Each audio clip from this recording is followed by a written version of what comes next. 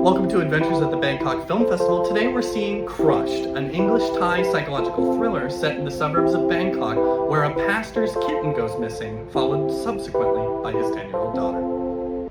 Let's check it out. Adventures at the Bangkok Film Festival. Adventures at the Bangkok Film Festival. Watching some films and then asking some cues. Meeting the crew and then writing this tune. It's Adventures at the Bangkok Film Festival 2025. I saw a movie. I just got back from Crushed and I am crushed. What a brutal film. Beautifully executed, but brutal film. I felt like this movie did such a tasteful job dealing with such hard subject matter. A lot of times I feel like films about kidnapping, and especially films with religious overtones like this one has, are so blunt in their messaging. They're like, God's good, he'll save your kid, kidnapping bad, all that sort of thing. This movie had such a nuanced conversation to have about human trafficking and animal cruelty and faith, maintaining faith and losing faith.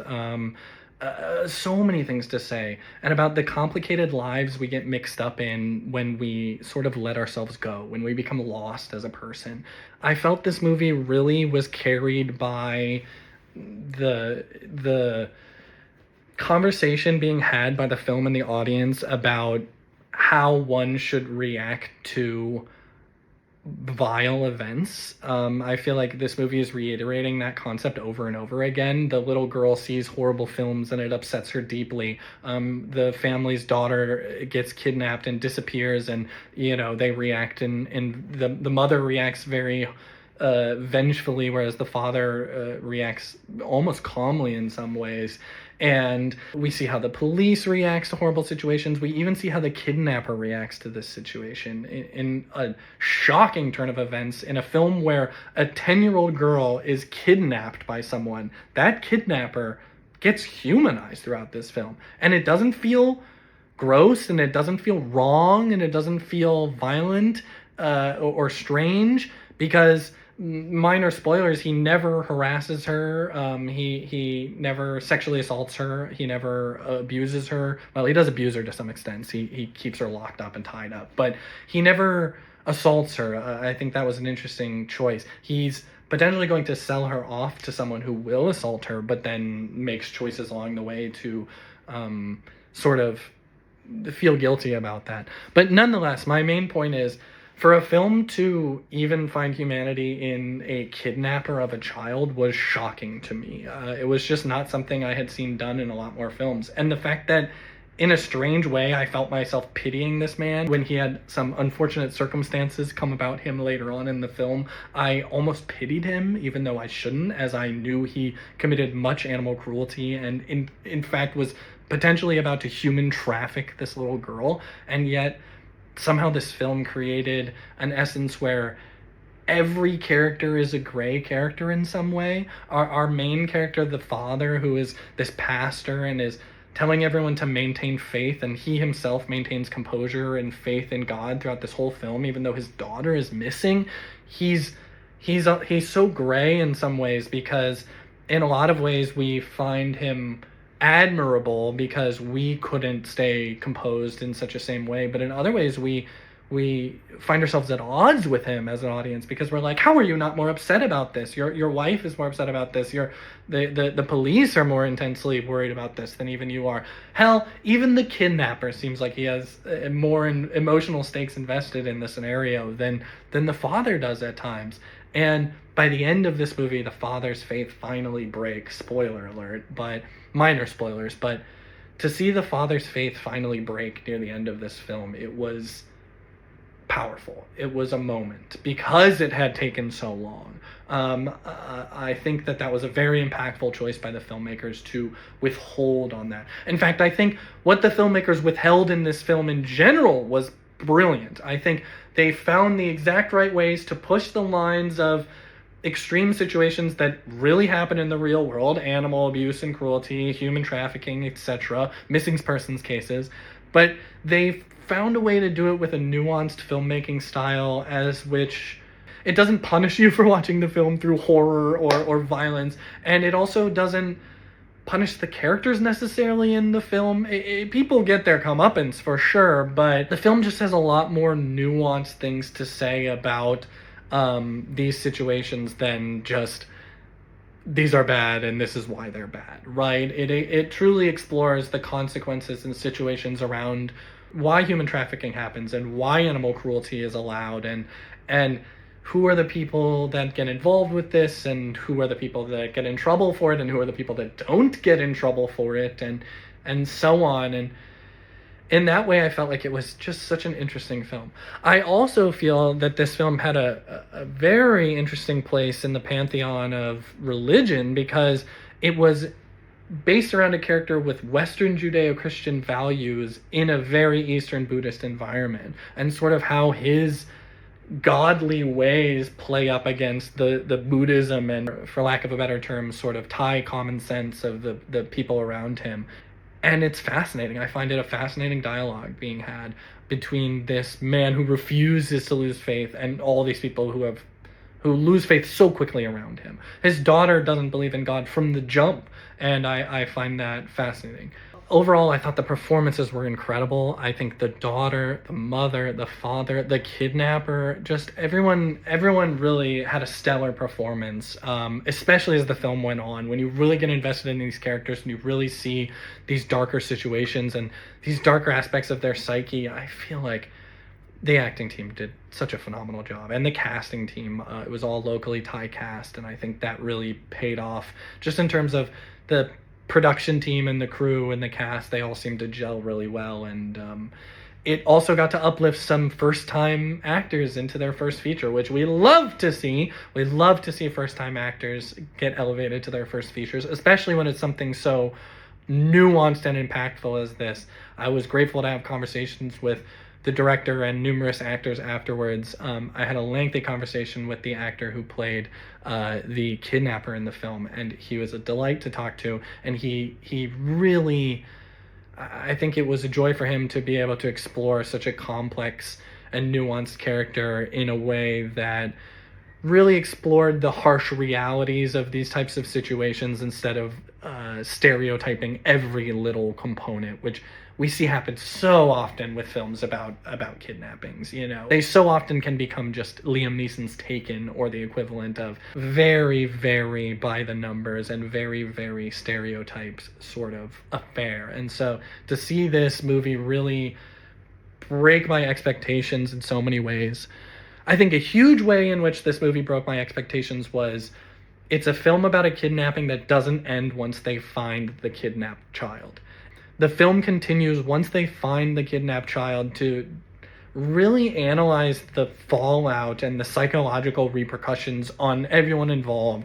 And there was something so refreshing about seeing a kidnapping missing persons case that doesn't end right when they find the missing person. I feel like so often in missing persons film and TV, the second they find the missing person, credits, right? Or we wrap it up real fast and then credits. So to have a film where someone goes missing, the person gets found, we see repercussions, and we even see potentially some of the outfall of this scenario and everyone involved, I felt like it was a really interesting way to explore what other films have sort of stopped short on, for lack of a better term. Where another film would stop, this film says, no, let's go further. But not in the gore, not in the violence, not in the over-sexualization or anything. That stuff was all very tasteful and nuanced. The places where it goes further than other films is in the character depth and the emotionality. And I can't praise it enough. So great psychological thriller with some heavy religious undertones that I did not expect, but I frankly enjoyed quite a bit. Definitely a crime element to it, but there's not as much a mystery as much as there is sort of an exploration of why and how people end up in human trafficking situations, which can be all sorts of peculiar ways. Fascinating film. I also know that the director had talked about this film was not initially planned to be filmed in Thailand, but got restructured around Thailand, and I feel like it's all the better for it, because I feel like the landscape of Bangkok and Thailand in general was a perfect match for this type of a film, whereas this place is already a place known for sex tourism, and you know, the outskirts of the Thai lands, specifically the northern Thai suburbs and things, often are markedly more dangerous and violent and known for, unfortunately, sex trafficking, human trafficking, animal cruelty, things like this. And so I think Thailand is actually a fair fit for this film. And I think the backdrop of a British deacon against a Thai environment was a wholly unique perspective that I haven't seen in film or TV or literature, honestly. So I'm sure there's others, and maybe I'll encounter them someday, but this was my first exposure to it, and I really enjoyed it. So yeah, loved the film. Another great one in the books, and another fascinating indie film at the heart of Bangkok International Film Festival.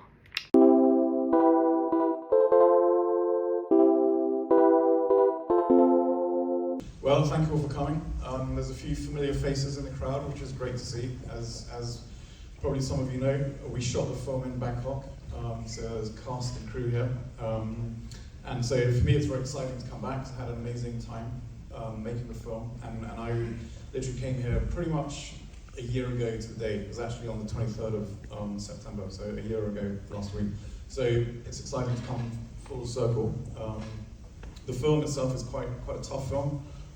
But it's also a kind of morality tale and question of faith. So yeah, I hope you stick around for the Q&A, and maybe we will get some of the cast members down as well, and then the producers also are joining us, who are Thai and half Thai. So thank you very much, and hope you enjoy it. We have a few other guests. Yeah, so we have producers Anya, Tom, Christian. And if there's anyone else who wants to come on stage who are a part of the film, feel free, don't be shy. Maybe you can I know there's a few of you. stand, okay? Yeah. With you here. So, thank AK, you. do you want to come on stage? Come on, AK. Wade, Caprice, Soha Jack, Actress. Yes, a kid. Welcome. Ju, Please, and Tom. on the stage. Come on, everyone. Okay, got a seat. Yeah, sure. Okay. Right, so I'm going to start off with the ice-breaking question about this film. We can see that it's entirely shot in Thailand, and you wrote the script yourself. So I was wondering, Thailand is this original setting when you first write this film? Because actually this can happen where else, but you chose Thailand in the end. So why did you choose Thailand? What inspired you? Well, that's a very good question. I actually wrote the film to be shot somewhere else, a country called Suriname, which is in South America. Are you going to translate? So I shouldn't talk. Okay, I'll try and talk. Because my long-term director of photography came from Suriname. I see. And we were talking, and he said, "Yeah, why don't you make a film in Suriname?" So I read about this in 2010 in the English newspapers, the crush phenomenon. So I was like, "Hey, can we shoot this here?" And he said, "Yeah, sure." So I wrote it back then. And then I got busy on other films, and then 10, 12 years later, maybe even longer, one of the financiers I work with was like, "Yeah, I think we can raise some money for you." So I looked at a few different scripts, and I came back to this one. And then the option to shoot it in Suriname was no longer available. So then my friend Tom, who I've known for a long time, decades, I was like, we met up in Berlin, had lunch, and I said, "Oh, by the way, what do you think about shooting this script in Bangkok? Would it work?" And I've been to Bangkok twice before that, but only for like a week at a time. So I thought it would probably work, but I hadn't been for a long time. So he read it, he was like, "Yep." So it kind of went from there. You're based in Bangkok? Yeah. Maybe you say a few minutes. Yeah. So I was kind of busy when I met Simon, and then he said, "When are you free?" And I said, "Well, we could do it later this year." And he managed to come up with the financier and time, and so we made the project actually within 1 year, so it was very quick. So we're actually able to, the film premiered in Edinburgh in August, and so we're kind of early in our festival run now. But yeah, so it all happened very quickly. Okay. This is a homecoming for this film, Yes, because everyone, all the people involved are. Should we get everyone to introduce themselves? Yeah. Yes, please. Yeah, hi, you can introduce yourself one by one. Okay. Hi, my name is Kevin Lee Davies. I played Stephen in the film. My name is Wade Muller, the cinematographer of the film. My name is AK and I'm the kid in the story. I'm May and I'm starring May in the movie.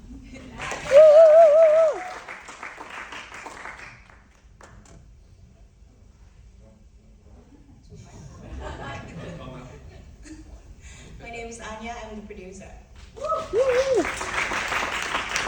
My name is Christian Ferreira and I play Stanley Martin.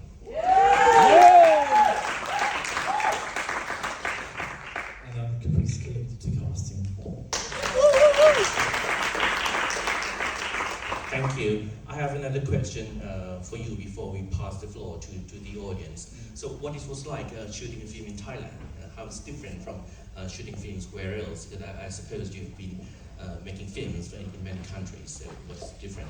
Yeah, so I made films in the UK, because obviously I'm from England. I made them in America. I made 3 in America, well, 4 actually in America. I made 1 in Suriname. And you know, I said this in the last QnA. I had an amazing time there.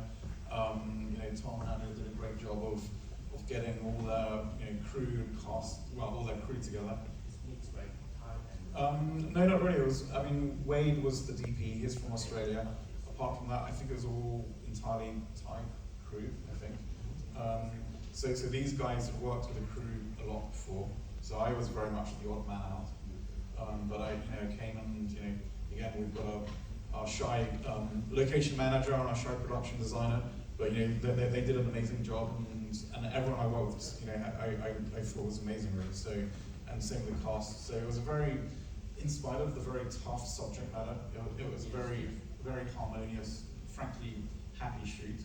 And we got a lot in the 4 weeks that we shot, but it was a great shoot. And when I go back home, I always tell people how amazing the Thai people were and the Thai cast. So I'm Thailand's biggest fan at the moment. Creative question, or yes, please, or reaction, maybe, yes, please, Chair. Hi, good evening. So, thank you so much for this movie. I really do feel crushed and after watching it, and I mean this in a good way. I wanted to ask, given the heaviness of this material, what was your process like to work with the actors, and especially with the child actors? Because the performance of the actors was very authentic. So how did you work with the actors? Thank you. Well, pretty much, when you talk to other directors, you'll generally hear the same thing time and time again. That getting good performances is about casting correctly. So with Caprice, we spent probably 8-9 weeks. I got here 10 weeks before we shot, which is actually longer than one would usually have. But I think as soon as as soon as Tom booked my tickets, because I've got postponed by 2 weeks because we haven't finished our shoot. So I was like, okay, and I was like, well, should we cancel my ticket or and I was like, you know what? Why don't I just go out to Bangkok and just soak up the atmosphere? So then I was like, and we can of course start casting straight away. So we saw a lot of actors. There's some great actors, but there's always like one thing about one actor that works for that role that I see that maybe no one else sees. And so a lot of it is in the casting and choosing that right person.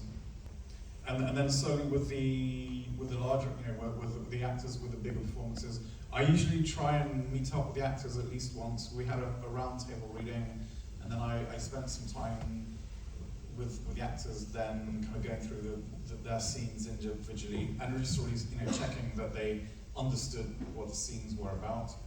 and if they had any questions about the character, about the scenes, and then getting them to read the dialogue so that they're comfortable with the dialogue, and maybe I hear that something doesn't work, so then maybe I change it a little bit, and then yeah, and that's kind of that's pretty much the process really, and I think with the with someone like Christian and May, who are like the leads pretty much, I think we met up 2 or 3 times because obviously they've got more to go through. And then with the kids, I mean, AK, can you remember what we did? Do you want to talk? Do you want to tell me? No. So with the younger cast members, that their mums obviously or dads were there all the time. So AK's mum was there all the time. Margot, who plays Olivia, her dad Eve, he was literally on set with us for the whole 4 weeks. And again, so obviously very sensitive subject matter. So we're obviously all of us very understanding of this. So we didn't want to do anything that AK didn't want to do or Margot didn't want to do. So so often we would go through the parents just to make sure that they were happy with what was going on. And it was always the parents like, if you don't like this, just let us know and we'll accommodate it. But go on. So on the part where my mom screamed in my ear, my ear hurts. And it still does. It's the toughest scene, right? And it will probably forever hurt. That is all I have to say. I think this film, we discovered a lot of talent in this film because apart from Steve Oram, who was the actor who came from England, everyone else in the cast came from local casting from Caprice. And especially, I mean, I don't know if this boy is represented by a lawyer, but I'm sure he's going to have a very fine career in the movie business and may need an agent very soon to represent him. But Margot as well was brilliant, who plays, she was just an amazing talent, and actually the first one we cast, the first one we saw, and we did say, look, let's look at all the other candidates as well. We came back to her, and she got the part, and she's brilliant on the screen. Yeah, so it's a funny story because Caprice sent me. Well, Caprice, do you want to say the story?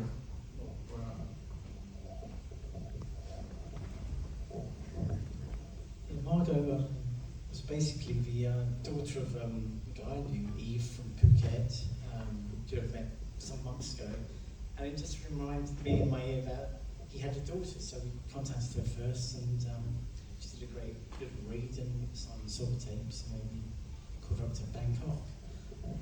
In fact, it was quite funny because May, who was auditioning on the same day for the mother, was there just before her actually, so I looked at both and I thought, that's not a bad match. So I asked May to stick around, and they seemed to get on very well together. I still had to look for other actors to audition for the role, but she was really good. So you cast a daughter and mother at the same time to make a perfect match. Trying to spot on their face as well. Yes, she's from Phuket, right? She's from Phuket, She's French. She's a French Thai, speaks perfect English. So this is another criteria because they need to do the dialogue in English. And actually, with the Margot's role, I saw the screen test of her dad, and I was like, because quite often we were getting screen tests on video, and that'd be like a 50-year-old mum doing like a 5-year-old boy's role, or there'd be a 5-year-old boy doing a 50-year-old mum's role, and it was all like a bit weird. And then the scenes between the father and the daughter were done in real life by a father and a daughter, and that was Eve and his daughter Margot. And when I heard, so when we got the audition for her dad, I was watching him, but I was thinking, who's this young girl who is reading the lines opposite him, who's amazing, and actually probably a bit better than her dad. So I said to Caprice, well, let's find out who that girl is and bring her. And Caprice was like, oh, I've already she's coming with her dad. Sorry, I lost a bit. The young girl? Yeah, who played Olivia. Olivia, Yeah, yes, she's... So basically when her father auditioned, her father is an actor as real well. father? Yeah, her real father. Okay. So he auditioned first, Mhm. and we called him in to act for us. But actually, when I was watching the videos, there was the little girl off screen, who we didn't see on the screen, who was actually reading a really great job. Does that make sense? You didn't see her? Didn't see her at all, yeah. And then that's when I said, we We heard heard her, her. didn't see her. Then you And call that's- for to do the guys listening and going, wow, she's amazing. Yeah. And he was like, oh no, that's his daughter, we've already called her. Okay. The actress, do you want to share your experience shooting this film with the director? Okay, thank you. It was really amazing. I had a really great time. First of all, thank you so much. I feel grateful for being a part of this amazing film. We had a wonderful time together. Simon, listen. Yeah, that's really nice. So. Well, part of Because directing is, a lot of directing is listening as well as seeing. Yeah, I always, when I have questions, I always go to him. I always listen, and it's very nice for me to explore the opportunity to be, to bring May, to the screen. So yeah, that was that's. Feel grateful. What did you find was a challenge? Oh, everything. I really like. I mean, everything is good because sometimes I have an idea. Like I have like specific thing that I want to bring, and then Simon said like this. But okay, like first in my head was like, okay, this is May. But then he actually showed me a possibility to become May. And that's amazing. Yes. So that's amazing. Great. So, thank you. Thank you. ครับก็ที่ทีมคุณเมย์นะครับก็นักแสดงหลักนะครับก็ได้เล่าประสบการณ์นะครับว่าถ่ายทำเรื่องนี้โอ้โหสนุกมากเลยนะครับแล้วก็ได้มีช่วงเวลาที่ดีในการถ่ายทำกับคุณไซมอนนะครับซึ่งคุณไซมอนก็บอกว่าตอนที่เขากำกับเนี่ยเขาฟังอยู่ตลอดเวลาเลยเขาจะฟังทุกๆคนเลยนะครับผมก็ถามนักผู้กำกับไม่ต้องกำกับเหรอฟังอย่างเดียวเหรอเขาบอกว่าพาร์ทหนึ่งของการกำกับที่สำคัญคือการต้องฟังนักแสดงและเป็นสิ่งที่ดีมากเลยแล้วทั้งคู่ก็จะมีการสนทนากันตลอดเวลามีการแลกเปลี่ยนบทบาทอยู่ตลอดมีการแลกเปลี่ยนความคิดเห็นอยู่ตลอดเวลานะครับว่าตัวละครนี้เนี่ยควรจะสร้างยังไงจะ acting ยังไงให้ออกมาเป็นตัวละครนี้นะครับมันจะมีทางเลือกของการแสดงอยู่นะครับซึ่งเขาก็มีการแลกเปลี่ยนกันนะครับคุณเมย์ก็อาจจะเสนอตัวละครแบบหนึ่งนะครับแต่ว่าพอได้คุยกับคุณไซมอนแล้วคุณไซมอนก็อาจจะมองอีกแบบหนึ่งนี้พอมาปรับมาจูนกันแล้วมันก็จะเวิร์กทันทีเลยนะครับก็จะเห็นภาพมีทางเลือกว่าจริงๆเราไม่ได้จำเป็นต้องแสดงแค่แบบเดียวนะมันสามารถมีทางเลือกอื่นๆได้ถ้าเราใส่ใจกับมันแล้วก็ละเอียดกับการกำกับนะครับ Question? Any more question from the audience? Yes. I have a question. I just want to say, first of all, obviously amazing film and very impactful and powerful. So many scenes make you so viscerally uncomfortable in the way that great thrillers and horror can do. And I was curling up in my chair because of how uncomfortable I was in some scenes. But I also wanted to say, as someone who is also from the West, I know you said you didn't want to film this initially in Thailand, but it ended up becoming this story of a man with Judo-Christian values from the West coming into the East, and sort of his refusal to give up on his faith of that, where his family and perhaps even the audience is kind of losing patience with him in that.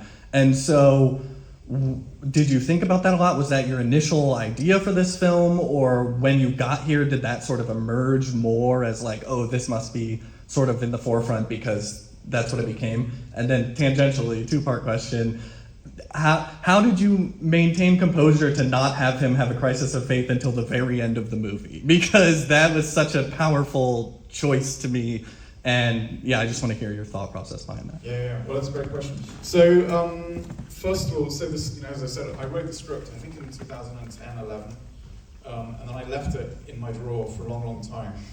And when I met up with my financer and he said, we think we can finance something for you, but I met up with Tom was like, and I mentioned the script to him. I hadn't even read it at that stage for like 10 years, so I was like, I'm pretty sure it can work. But so I read it and I thought, yeah, I think it can work, but there's a lot that needs doing with it because I'm a different person now than I was 15 years ago. So when Tom said, yeah, no, I think it can work here, I was like, okay, well let me kind of adapt it, let me do my rewrite, and I'll do as much for Bangkok as I remember because I've been here twice. And I watched, and I was like, yeah, I'll check out some Thai films. And all I could really find in the UK was Hangover 2 and Only God Forgives. So I watched that and I thought, okay, I'm pretty sure that's not really how I remember Thailand. But I also thought there was a bit of a religious aspect in the film, but nowhere near as much as there was now. And actually, it was the wife who was more religious. So then I was like, you know what? If I put the father as the priest, as the vicar, and it basically just makes the whole film about something more than just the crushing and the paedophile aspect. And to be honest, that where I'm in my life now, I thought that was way more interesting than just going for the absolute disturbing element of the other two things. Mm. So the whole faith thing, when I did the rewrite, it's something that's just fascinated me for a long time. And I'm actually atheist rather than religious. But I guess within that, without having I thought about it. But the Bible is very much, the cornerstone of the Western world.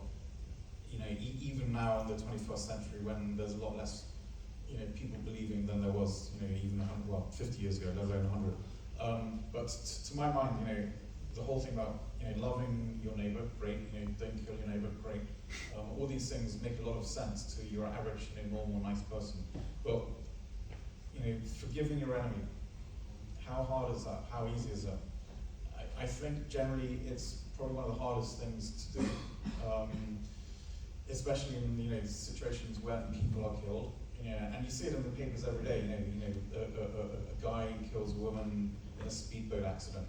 Or a guy kills a kid or a woman kills a kid because she's drunk driving, and if that's you, as a parent, as a husband, as a wife, how easy really is it to go? You know what? I forgive you. I'm very upset, but I'm going to let this go. And to my mind, this is like one of the hardest things for anyone to do in the world. But it's still the central aspect of the Western religion. And to me, I just thought it's such a fascinating dilemma to be in. One that hopefully no one in this room that we know will ever be in that dilemma. But how does someone react to it? And of course, how does someone who's a vicar who spent his whole life being a little bit magnanimous and maybe a little bit preachy, how does he react to it? And of course, ultimately he fails. So he could have, of course, succeeded. But to me, that's what I wanted to explore. As you said, only at the end. His faith is always there from the beginning all the way through, but it's only when things get really bad, for his daughter and when he finds out more that he's like, I can't do this. I think that leads to one of the key scenes in the film, the capital punishment. That one looks surreal. Everyone was there, including the father, the mother, and the police officer. You want to elaborate or touch upon that? Well, in one draft we had Olivia, the young girl, as well. Ooh. And a few people read it and said, you know what, that's just wrong. Because they were like, you know what, at the moment we feel she will get back to normal, and in later life it will become a story, and she'll realize how happy how lucky she was. But if she watches this person get killed, that she's just like mentally screwed for life. So, but yeah, I think the policeman, the priest, the vicar, the authorities, the wife, and it goes back to I think what you were saying about Thailand being a bit of a magnet still for sex tourism, and it's mentioned in one of May's speeches. It's like in the end, everyone in the film felt that actually this guy deserved to die for various different reasons. So is that correct or not? Maybe, maybe not. But again, as I said, that's forgive your enemy. It's like these, everyone's going. You know what? We're fed up with being lenient. We want these people to be punished. Yeah. Okay. So when I was filming the movie, I asked them when it was going to come out. They said summer 2025. And I was like, okay, it's going to come early. And then in September, I was like, man, this is coming in 2026. But who was right? What? Who's right? Who was right? What do you? Not about being right. Now This is 2025, right? yes, and Yes. now that it's finally It's on here. big screen. And now it's finally here. Okay. Yes. Yeah. I've been waiting like 9 months. Okay. wait 9 Not that months. long. Sorry, we don't have time for the last question. If you have it, Lee, you can stay around for 5 or 10 minutes. In case you have a burning question you really want to ask the director and the crew, please stay and hang around with them. Adventures at the Bangkok Film Festival. Adventures at the Bangkok Film Festival. Watching some films and then asking some cues.